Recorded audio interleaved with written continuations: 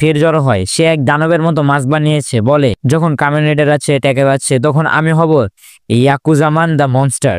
পর আমরা ওই সময় এক মোটা ইউটিউবারকে দেখি গ্রোসারি কিনতে, সে খাবার ব্লগ করে। ঠিক তখনই সেখানে ডুপ্লিকেট সকার রবার্স আসে।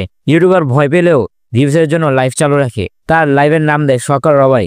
ভিউজ মুহূর্তে বেড়ে 84,000-এ যায়। তখন সকার গ্যাং এর একজন বলে, এই এত খেয়ে তুই মোটা হয়ে গেছিস। সে বলে, আমি তো আগেই মোটা। ভিউয়ের নেশা সে মৃত্যুর মুখে ভিডিও করছে। এই ভিডিও দেখে তজিমা ছুটে আসে, ইউরিকো দেখে এসে হাজির।